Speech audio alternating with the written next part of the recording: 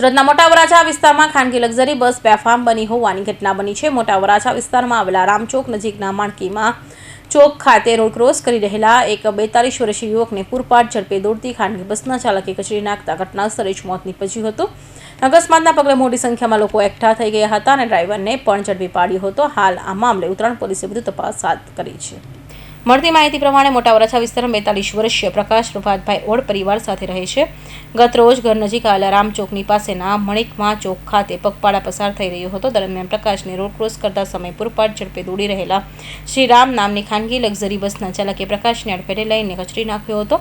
બસનું ટાયર પ્રકાશની ઉપરથી ફરી વળતા ઘટના સ્થળે જ તેનું મોત નીપજ્યું હતું। ખાનગી બસના ચાલક દ્વારા અકસ્માતના પગલે આસપાસથી મોટી સંખ્યામાં લોકો દોડી આવ્યા હતા। ઘટના અંગેની જાણ થતાં ઉત્તરાયણ પોલીસનો કાફલો પણ ઘટના સ્થળે પહોંચી ગયો હતો। અકસ્માતના પગલે ટ્રાફિક જામના દ્રશ્યો પણ સર્જાયા હતા।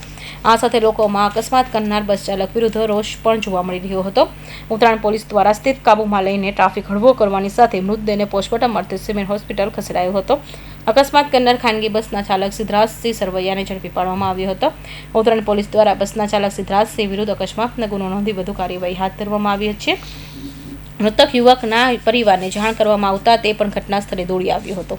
Bureau report Hind TV news Surat.